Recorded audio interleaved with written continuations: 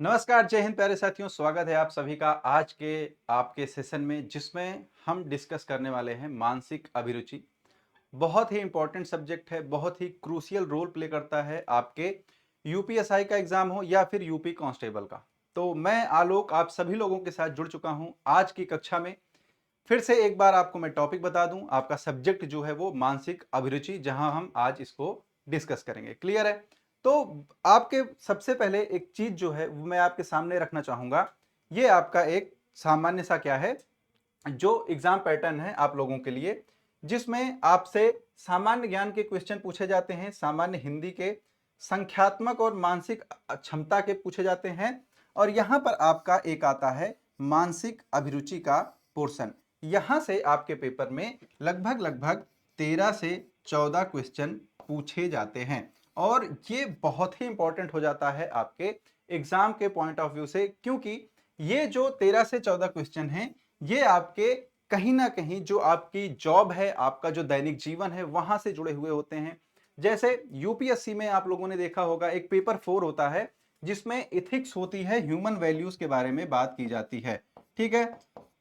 वैसे ही आपके जो कांस्टेबल का एग्जाम होता है और यूपीएसआई का एग्जाम होता है, उसमें मानसिक अभिरुचि के प्रश्न जो हैं वो आपसे पूछे जाते हैं।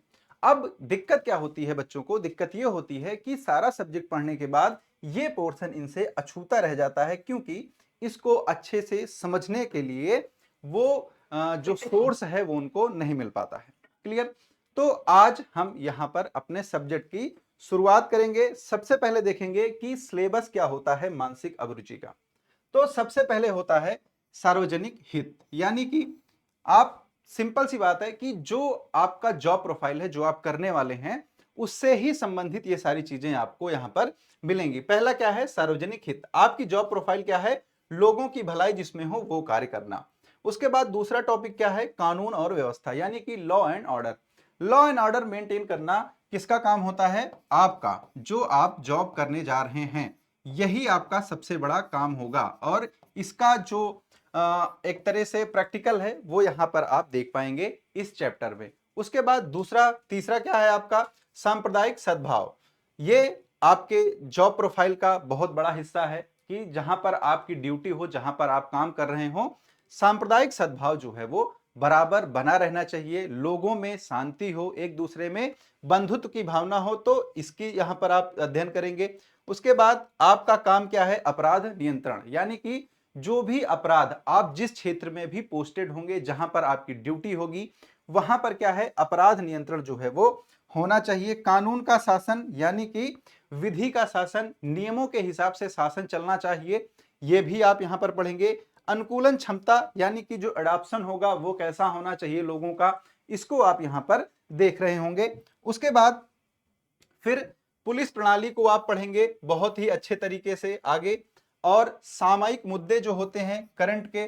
उसके बाद बुनियादी कानून जो होते हैं, पेशे में रुचि, मानसिक दृढ़ता, अल्पसंख्यक और वंचितों के प्रति आपकी जो संवेदनशीलता है, इसको भी आपको यहां पर देखना है। क्लियर? और उसके बाद एक लैंगिक संवेदनशीलता, यानी कि बच्चों में, बूढ़ों में, पुरुषों में, महिलाओं में किसी भी प्रकार का भेदभाव जो है वो नहीं किया जाना चाहिए। ये सब चीजों को आप पढ़ेंगे। क्लियर?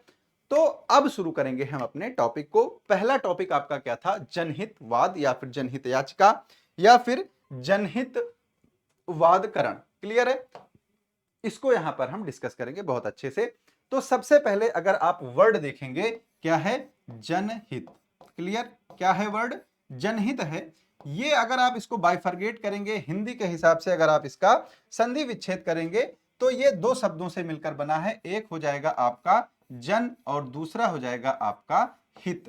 क्लियर? जन का सामान्य अर्थ क्या होता है? जनता या फिर लोग। क्या होता है? जनता या फिर जो लोग होते हैं उनके बारे में बात की जाएगी। हित का मतलब होता है कल्याण या फिर भलाई। क्लियर? क्या हो जाएगा? कल्याण या फिर लोगों की भलाई। तो जनहित का सामान्य सा अर्थ यह है कि ऐसे काम, ऐसे सामाजिक कार्य जिनसे समाज के ही लोगों का हित हो, भलाई हो, कल्याण हो, उसको हम सिंपल सी भाषा में क्या बोल देते हैं? जनहित बोल देते हैं। क्लियर है? अब यहां पर अगर आप परिभाषा के हिसाब से जाएंगे, तो जनहित का अर्थ क्या है? समाज के प्रत्येक व्यक्ति के कल्याण से, यानी कि समाज में जितने भी वर्ग हैं, वो आपका उच्च वर्ग हो, निम्न वर्ग हो, गरीब हो, अमीर हो, महिला हो, पुरुष हो, बच्चे हो, बूढ़े हो, सभी के कल्याण की बात, सभी के भलाई की बात यहाँ पर की जाएगी। ठीक है। अब इसके जो प्रयास हैं वो बहुत सारे क्षेत्रों में किए जा सकते हैं। जैसे इसके जो क्षेत्र हैं, मान लीजिए एक शिक्षा का क्षेत्र है ना। अब समाज के किसी बच्चे के कोई वर्ग है जिनके बच्चों को क्या नहीं मिल रही है? शिक्षा पूरी तरह से नहीं मिल रही है, गुणवत्तापूर्ण जो मिलनी चाहिए। इसके लिए क्या किया जाएगा? इसके लिए कोई भी सामाजिक व्यक्ति, कोई भी संस्थान, कोई भी एनजीओ क्या कर सकता है? प्रयास कर सकता है। किसके लिए? वो प्रयास कर सकता है कि यहां पर इनको शिक्षा प्रदान की जाए। सेम ऐसे ही अगर आप देखेंगे, एक मुद्दा हो जाता है स्वास्थ्य का। स्वास्थ्य का मुद्दा जो है वो भी किस में आता है? जनहित में आता है। क्लियर है। ऐसे ही और मुद्दे होते हैं, जैसे पर्यावरण का मुद्दा है। पर्यावरण का मुद्दा भी किस में आता है? पर्यावरण का मुद्दा भी जनहित के अंतर्गत ही आता है। क्लियर है। तो जनहित जो है वो सिंपल सा है कि हमको क्या करना है? लोगों की भलाई करनी है, लोगों का कल्याण करना है। कैसे, किस प्रकार से हम इसको कर सकते हैं, इसे अब हम आगे और देखेंगे। तो ये कॉन्सेप्ट जो है वो क्लियर होना चाहिए आपका कि जनहित होता क्या है। इसके क्षेत्र जो हैं वो कौन कौन से हैं? तो क्षेत्रों में अगर आप जैसे देखेंगे तो एक क्या हो जाएगा? शिक्षा हो सकता है, स्वास्थ्य, सुरक्षा, पर्यावरण का संरक्षण, न्याय, बाल श्रम निषेध। यानी कि आप बाल श्रम निषेध में अगर आप जाएंगे तो आपने नाम सुना होगा किसका? कैलाश सत्यार्थी का। इनका नाम आप लोगों ने सुना होगा। इनको नोबेल पुरस्कार भी दिया गया था। किसके लिए? शांति के लिए। इन्होंने बचपन बचाओ आंदोलन एक चलाया था, जहां पर क्या किया था? बच्चों को जो बाल श्रम में लगे हुए थे उनको इन्होंने क्या किया था? वहां से छुड़ाया था। क्लियर है। तो बाल श्रम हो गया, मानवाधिकार हो जाता है, ह्यूमन राइट्स जिसको आप बोलते हैं। तो ये सारे क्षेत्र किसके हैं? ये सारे क्षेत्र बच्चे हो जाते हैं आपके जनहित के। ठीक है।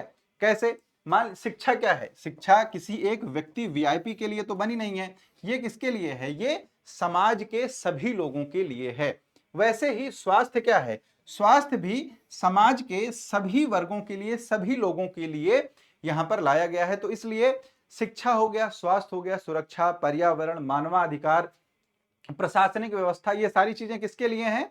ये सारी चीजें समाज के लिए होती हैं, जनहित के लिए होती हैं। क्लियर है। तो ये चीज यहां पर आपको समझनी है। उसके बाद अब आएंगे क्या होता है जनहितवाद, या फिर आप लोगों ने नाम सुना होगा पीआईएल का, है ना। बहुत लोगों ने इसके बारे में पढ़ा भी होगा, पॉलिटी में आप लोगों ने पढ़ा होगा पीआईएल क्या होता है, पीएन भगवती के बारे में, जहां पर उनको क्या बोला जाता है? जनक बोला जाता है किसका? जनहितवाद का।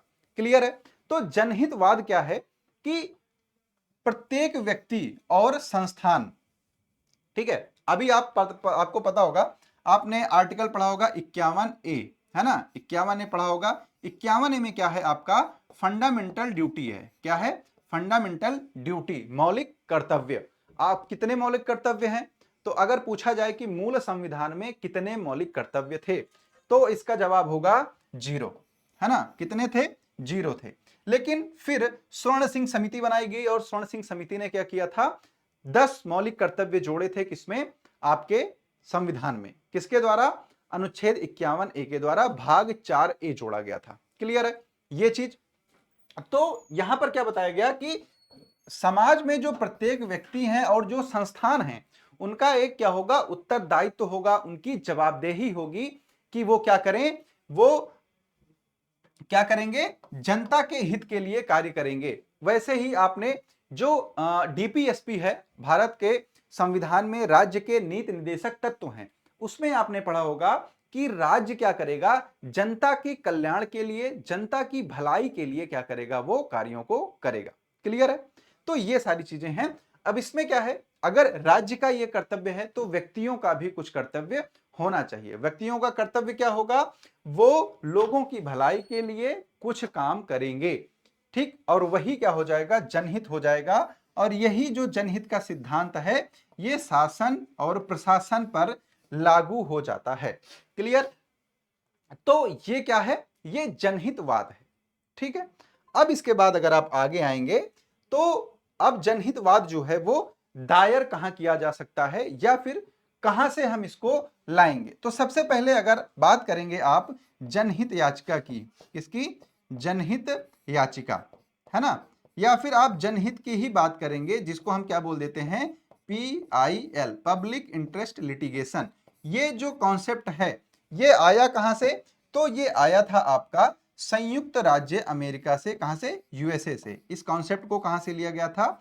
अमेरिका के संविधान से लिया गया था। ठीक है, बात अगर करेंगे तो लगभग लगभग 1980 से 1990 के बीच में भारत में ये बहुत ज्यादा पॉपुलर हुआ, लेकिन आया कब था? तो ये 1970 से 80 का जो दशक था वहां पर ये इंट्रोड्यूस हो जाता है भारत में। क्लियर? तो जैसे जो अमेरिका का लोकतंत्र है वो बहुत पुराना है, उसको हम क्या बोलते हैं कि वो एक परिपक्व लोकतंत्र हो चुका है।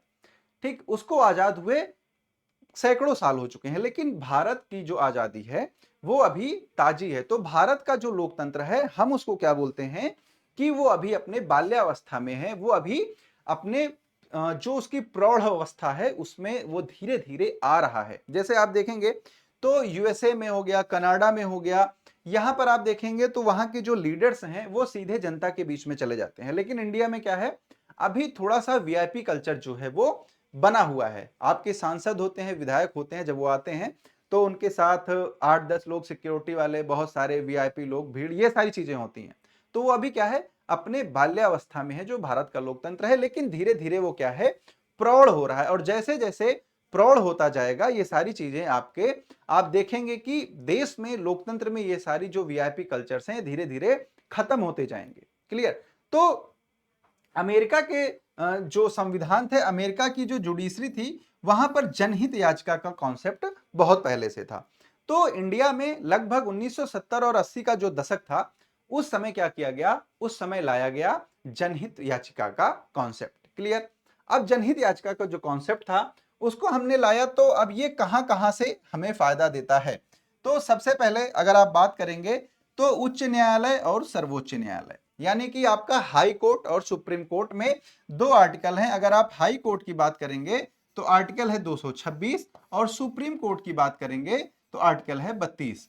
इन दोनों आर्टिकल्स में क्या है, न्यायिक पुनर्वलोकन की शक्ति है, यानी कि आपके अगर जो फंडामेंटल राइट्स हैं उनका उल्लंघन होता है तो आप सीधे सीधे क्या कर सकते हैं, कोर्ट का रुख कर सकते हैं। ये ऐसे अनुच्छेद हैं जो भारत की आम जनता को क्या करते हैं, न्यायालय से सीधे सीधे जोड़ते हैं।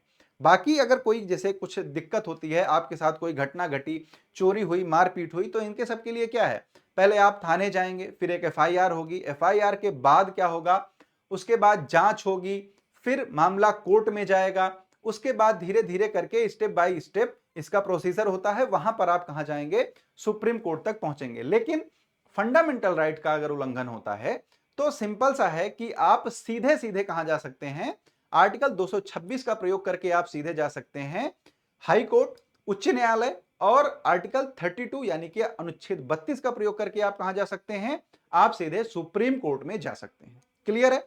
तो जो PIL आती है वो इन्हीं का उपयोग करके दायर कर दी जाती है। अगर आप इसके उद्भव की बात करें कहां पर, भारत में। क्लियर?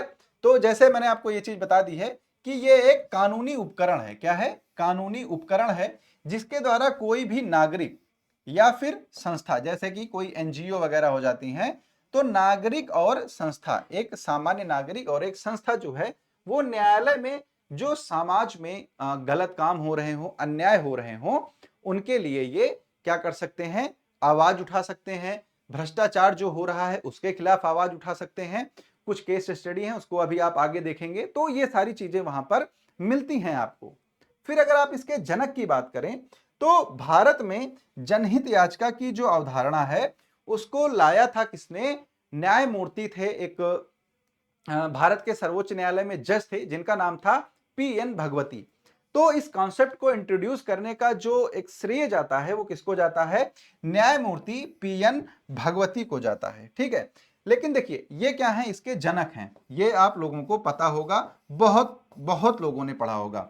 लेकिन अगर आप बात करें इसके जननी की, किसको बोला जाता है, तो ये हैं, आप लोगों ने सुना होगा कपिला हिंगो रानी का, है ना, क्या है, कपिला हिंगो रानी।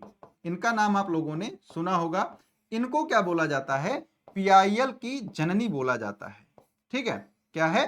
पीआईएल की जननी बोला जाता है। जो एक तरह से आप देखेंगे कि जो पहली पीआईएल डाली गई थी हुसैन आरा खातून वाली, उसको किसने डाला था? उसको कपिला हिंगो रानी ने ही डाला था और उसकी पैरवी भी इन्होंने ही की थी। ये अपने मतलब पूरे उसमें लगभग 100 से भी ज्यादा जो है वो पीआईएल न्यायालयों में दाखिल कर चुकी थी और इन्हीं सब चीजों के लिए, इनके इन कार्यों के लिए इनको क्या बोला जाता है? पीआईएल की जननी के रूप में जाना जाता है। क्लियर है? तो यहां पर एक बार आप फिर से देख लेंगे जनक कौन है और जननी कौन है। तो एक न्यायमूर्ति थे वी आर कृष्ण अय्यर और एक न्यायमूर्ति थे आपके पीएन भगवती। इन दोनों लोग की बेंच थी और इस बेंच पे ही वो केस आता है जिसका नाम था हुसैन आरा। क्लियर? तो जब ये केस आता है इन दोनों के पास, तो वहीं से इन दोनों ने लोगों ने, दोनों जजों ने क्या किया था? भारत में पीआईएल जैसी चीजों को इंट्रोड्यूस किया था। क्या किया था? जनहित याचिका को क्या किया था? इंट्रोड्यूस किया था। और उसके बाद से भारत में क्या हुआ था? एक जो सिलसिला है वो चला था किसका? याचिकाओं का। और अभी भी आप देखेंगे तो कोई भी जैसे सामाजिक मुद्दा होता है तो उसके लिए बहुत सारी जो जनहित याचिकाएं हैं वो सुप्रीम कोर्ट में डाली जाती हैं, हाई कोर्ट में डाली जाती हैं। अगर आप एकदम रिसेंट का एग्जांपल लेंगे तो अभी जो वक्फ बोर्ड है और उसमें उसके वक्फ कानून में जो संशोधन हुआ, उसके लिए भी कुछ जो संस्थाएं हैं वो क्या की थी? उन्होंने जो सुप्रीम कोर्ट है भारत का उसमें जनहित याचिका दायर की थी। क्लियर है? तो ये इसके जनक होते हैं और जननी कौन हो जाती हैं? जननी हो जाती हैं कपिला हिंगो रानी। क्लियर? ये मैंने आपको बताया था अभी कि जननी कौन है? कपिला हिंगो रानी है। किया क्या था इन्होंने? तो 1979 में क्या किया था? सुप्रीम कोर्ट में एक हुसैन आरा वर्सेस बिहार राज्य के लिए इन्होंने क्या किया था? एक पीआईएल दायर किया था। एक्चुअली इस केस में हुआ क्या था हुसैन आरा खातून वाले में कि बिहार जो राज्य है उसकी जेलों में कुछ कैदी जो है वो बंद थे, लेकिन दिक्कत ये थी कि उनकी सजा जो है वो पूरी हो चुकी थी। जो उनको पनिशमेंट मिला था वो कंप्लीट हो चुका था। उसके बाद भी वो उन जेलों में बंद थे। कुछ कानूनी अड़चन, कुछ न्यायिक अड़चन, इनकी वजह से वो बाहर नहीं निकले थे। सजा कंप्लीट हो गई। इथिकली क्या है?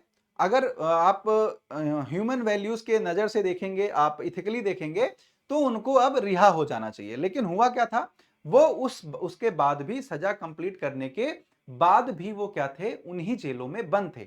उनको बाहर निकालने के लिए कोई भी प्रयास नहीं किया जा रहा था, ना समाज के द्वारा, ना कानून व्यवस्था के द्वारा, ना उनके परिवार के द्वारा। तो एक तरह से सजा कंप्लीट करके वो क्या कर रहे थे?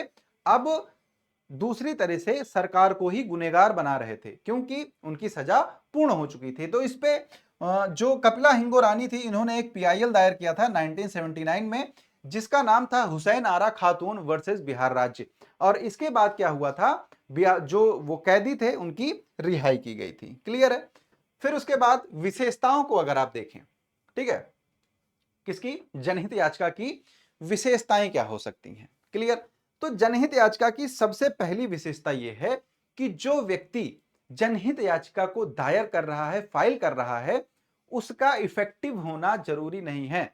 यानी कि उसके ऊपर अगर प्रभाव पड़ा है तो मतलब क्या है? देखिए, अगर मैं एक व्यक्ति हूं, मैं जनहित याचिका दायर करने जा रहा हूं कहीं पे, कोई सामाजिक मुद्दा है और उसके लिए मुझे जनहित याचिका डालनी है, भले ही उसका प्रभाव मेरे ऊपर नहीं पड़ रहा है, फिर भी मैं जनहित याचिका डाल सकता हूं।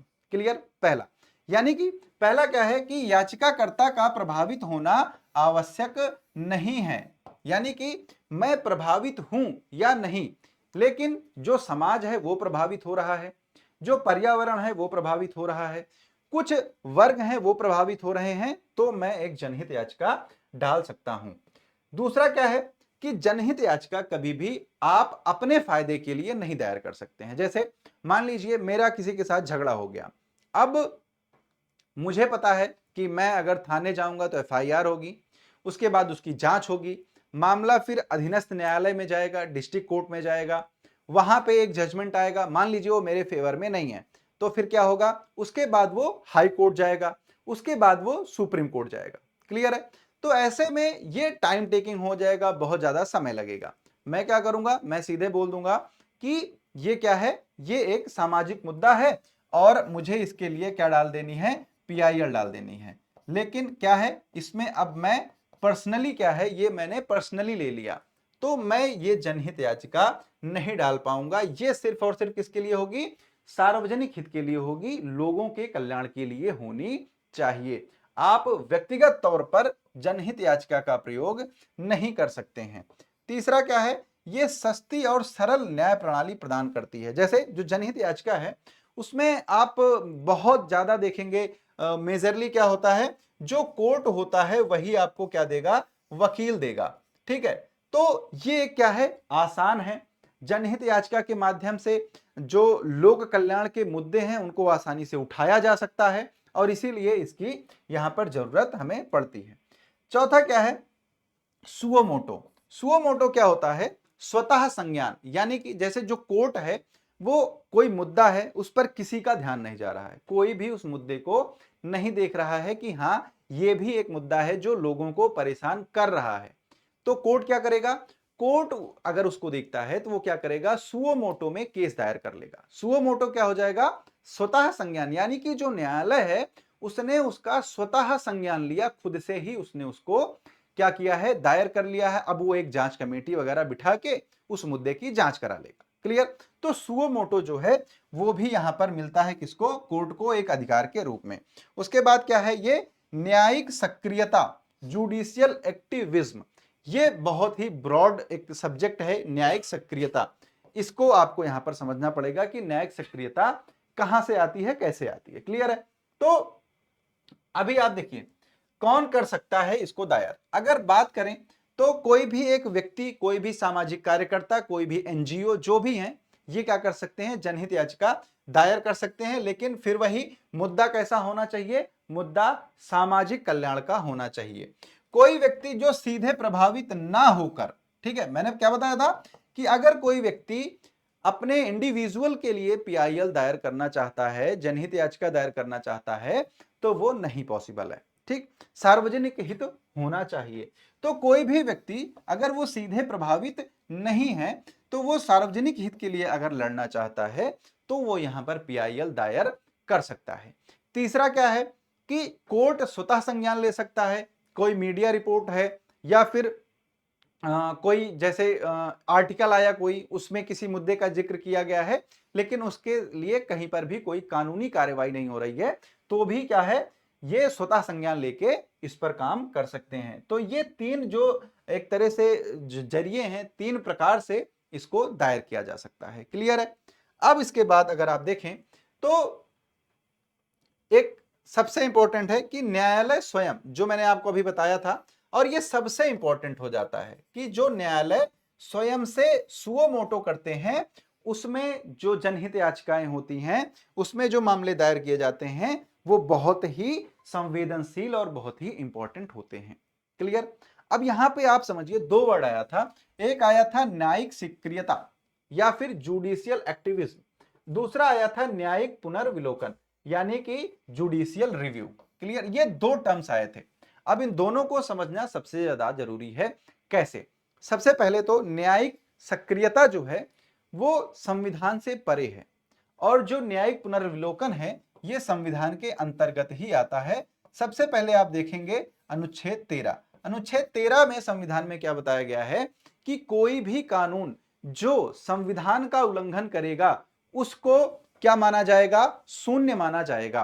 तो अनुच्छेद 13 ही शक्ति देता है किसकी, न्यायिक पुनर्विलोकन की। क्लियर है, तो परिभाषाओं पर उतना नहीं जाना है, कॉन्सेप्ट को समझ के चलना है। क्लियर, वैसे ही न्यायिक सक्रियता क्या है, जो न्यायालय हैं, न्यायालय का जो एक पारंपरिक कार्य है वो क्या है, मामलों की सुनवाई करना, उन पर जजमेंट देना। क्लियर, लेकिन जब कोई मुद्दा ऐसा होता है जिसके लिए ना कोई सुनवाई हो रही है ना कोई कानूनी कार्रवाई हो रही है, तो वहां पर जब न्यायालय अपने परंपरा से आगे बढ़ता है, उस पर कार्य करता है, तो उसको हम क्या बोल देते हैं, जुडिशियल एक्टिविज्म बोल देते हैं या फिर न्यायिक सक्रियता बोल देते हैं।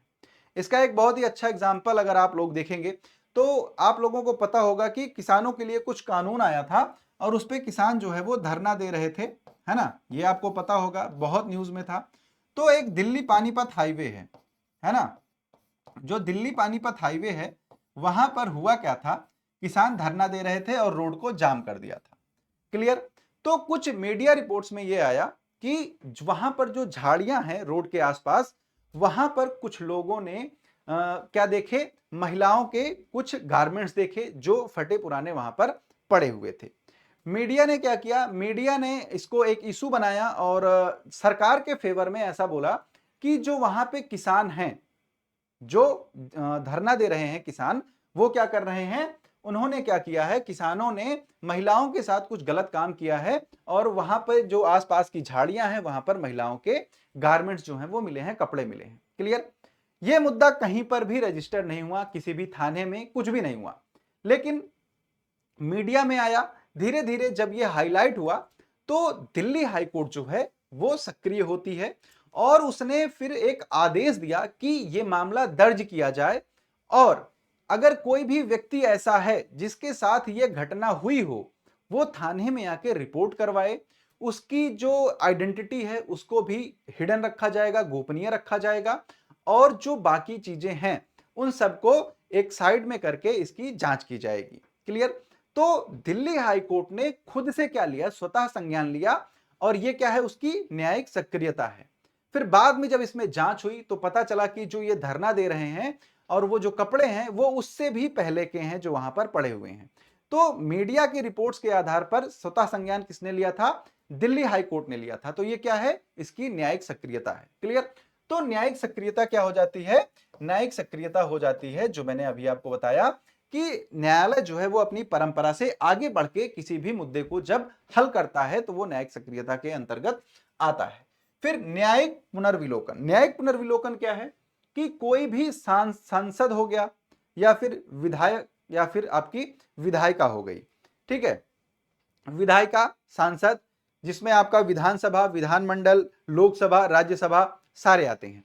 तो इन सब में से अगर किसी ने कोई कानून बनाया, कोई विधि पारित की, कोई एक्ट आया, तो अब वो क्या बन जाएगा, राष्ट्रपति के सिग्नेचर के बाद वो बन जाएगा कानून। ठीक है, ये क्या बना, कानून बन गया। लेकिन अब न्यायिक पुनर्विलोकन कहां पर आएगा, यहां पर आएगा जो बने हुए कानून हैं। कैसे, मान लीजिए कोई कानून बना और वो लोगों के फंडामेंटल राइट्स जो हैं, मूल अधिकार जो हैं, उनका उल्लंघन कर रहा है, उनका वायलेशन कर रहा है। तो जब फंडामेंटल राइट्स का उल्लंघन होगा तो न्यायालय क्या करेगा, उस कानून का रिव्यू करेगा, उसको एक बार देखेगा कि ये पूरा कानून उस अधिकार का उल्लंघन कर रहा है या फिर इस कानून का कुछ भाग जो है वो उल्लंघन कर रहा है, किसका, आपके फंडामेंटल राइट्स का। तो यदि ऐसा कुछ पाता है न्यायालय कि किसी के अधिकार का उल्लंघन हो रहा है उस कानून के द्वारा, तो वो उस कानून को या फिर उस कानून के जितने भाग से उल्लंघन हो रहा है उतने भाग को क्या कर सकता है, फिर रद्द कर सकता है। और ये व्यवस्था क्या कहलाएगी, न्यायिक पुनर्विलोकन, जिसको हम क्या बोलेंगे, जुडिशियल रिव्यू बोलेंगे। क्लियर। तो ये जो मुद्दा था वो किसका था, न्यायिक सक्रियता और न्यायिक पुनर्विलोकन का। क्लियर है, ठीक। चलिए, तो ये पूरा आपको समझ में आ गया होगा। उसके बाद अगर आप देखें तो जनहित जो है, जनहित याचिका या फिर जनहितवाद जो है, ये कौन कौन सी परिस्थितियों में दायर किया जा सकता है। तो जैसे सरकार के द्वारा कोई एक मनमाना कानून लाया गया, ठीक, वहां पे आप दायर कर सकते हैं। पर्यावरण को कोई ऐसी चीज है जो लगातार नुकसान पहुंचा रही है, लगातार पर्यावरण के जो संरक्षण है उसका हनन हो रहा है, वहां पर आप क्या कर सकते हैं, जनहित याचिका दायर कर सकते हैं। ठीक, लोगों के अधिकारों का उल्लंघन किया जा रहा है किसी ऐसी चीज को लेके जो लोगों के कल्याण से जुड़ा हुआ है, तो वहां पर आप जनहित याचिका को दायर कर सकते हैं। क्लियर। तो ये सारी चीजें हैं, बहुत सारी परिस्थितियां होती हैं, बहुत सारे ऐसे एस्पेक्ट हैं जहां पर हम जनहित याचिका को दायर कर सकते हैं। क्लियर। उसके बाद क्या है, उसके बाद आपके पास केस स्टडीज होती हैं। जैसे अगर आप बात करेंगे, पहली केस स्टडी कौन सी है हमारे पास, पहली है परमानंद कटारा वर्सेस भारत संघ। क्लियर। तो अब यहां पर देखिए, पहली बात तो ये जो केस स्टडी का नाम है, यहां से एक चीज आपको समझनी है कि जो जनहित याचिका होगी, कभी भी कोई भी इंडिविजुअल किसी भी इंडिविजुअल के लिए नहीं दायर कर सकता है। यानी कि एक व्यक्तिगत व्यक्ति दूसरे व्यक्तिगत व्यक्ति के लिए क्या करेगा, पीआईएल कभी भी दायर नहीं कर पाएगा। पीआईएल के लिए कोई एक संस्थान होना चाहिए, कोई एक राज्य होना चाहिए, कोई एक संघ होना चाहिए। क्लियर? तो यहां पर इन्होंने क्या किया था, भारत संघ, यानी कि इन्होंने पूरे भारत जो संघ है यानी देश के खिलाफ एक मुकदमा किया था। किन्होंने? परमानंद कटारा ने। क्लियर? हुआ कब था ये? 1989 में। इसमें क्या हुआ था, ये जो केस था, जैसे आप लोगों ने देखा होगा कि सड़क पे कोई व्यक्ति है, मान लीजिए उसका एक्सीडेंट हो जाता है, घायल हो जाता है, तो क्या था कि जब उसको कोई व्यक्ति हॉस्पिटल लेके जा रहा है, अस्पताल लेके जा रहा है, तो बहुत सारी कागजी कार्रवाई होती थी। आप लोगों ने बहुत सारी मूवीज में ये कॉन्सेप्ट देखा होगा कि व्यक्ति क्या है, स्ट्रेचर पे पड़ा हुआ है, खून बह रहा है, लेकिन उसके जो परिजन हैं, जो साथ में लोग हैं, उनसे क्या किया जाता है, उनसे एक फॉर्म भरवाया जाएगा, व्यक्ति का नाम क्या है, इसके काम क्या हैं, इसके मामा कौन है, मौसी कौन है, दादा दादी, मतलब वो बहुत सारे डिटेल्स ऐसे लेंगे जो कंपलसरी नहीं है, और व्यक्ति क्या है, वो स्ट्रेचर पे पड़ा हुआ है। ठीक? आपने एक वर्ड सुना होगा, गोल्डन आवर। ठीक है? क्या वर्ड सुना होगा? Golden hour. ये क्या होता है सर? तो गोल्डन आवर जो होता है, जिसको ये रोड एक्सीडेंट से रिलेटेड होता है। जैसे किसी व्यक्ति का एक्सीडेंट हुआ, तो उसके शुरुआत के कुछ घंटे, एक्सीडेंट होने के जो कुछ घंटे होते हैं, उनको गोल्डन आवर बोला जाता है। इसको परिवहन के क्षेत्र में ऐसे मानते हैं कि एक्सीडेंट के कुछ जल्दी, मतलब जैसे 1-2 घंटे के अंदर अगर हम व्यक्ति को हॉस्पिटल लेके जा रहे हैं, तो हम उसको बचाने के जो चांसेस हैं उसको इंक्रीज कर देते हैं, यानी कि उसके बचने की जो मतलब एक तरह से डॉक्टर जो बोलते हैं कि हम उसको उतने ज्यादा अच्छे से ट्रीट कर पाएंगे उस टाइम पे। क्लियर? तो ये क्या है, गोल्डन आवर है कि कोई व्यक्ति जो है उसका एक्सीडेंट हुआ, कोई दुर्घटना हुई, तो हमको जितनी से जितनी जल्दी हो सकेगी हम उसको क्या करेंगे, ले जाके हॉस्पिटल में एडमिट करेंगे। ये गोल्डन आवर का कॉन्सेप्ट है। क्लियर? तो यहां पर आएंगे वापस, तो परमानंद कटारा जो थे, इन्होंने एक पीआईएल डाला था कि कोई भी व्यक्ति जो घायल होता है रोड पर, तो हम उसको जब हॉस्पिटल लेके जाते हैं, तो उसका तत्काल इलाज होना चाहिए, उसको इमीडिएट जो एक्शन है हॉस्पिटल के द्वारा लिया जाना चाहिए। फालतू में जो ये पेपर वर्क होता है, इन सब चीजों से उसको मुक्ति मिलनी चाहिए वहां पे, क्योंकि ऐसे केसेस में कुछ लोगों की डेथ हो जाती है। क्लियर?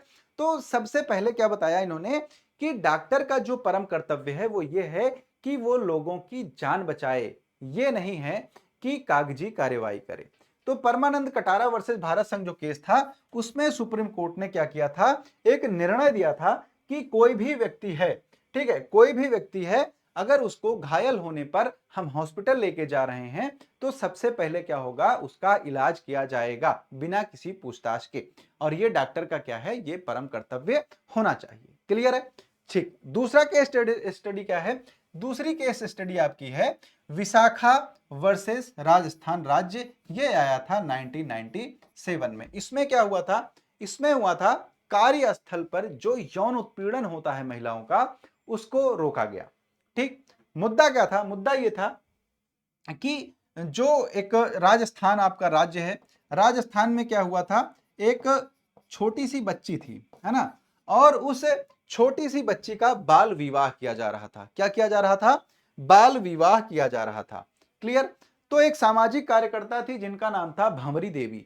भंवरी देवी ने क्या किया, उसके बाल विवाह को रोकने के लिए कुछ कदम उठाए, और समाज में जो और भी बाल विवाह हो रहे थे उनको रोकने के लिए भी उन्होंने कदम उठाए।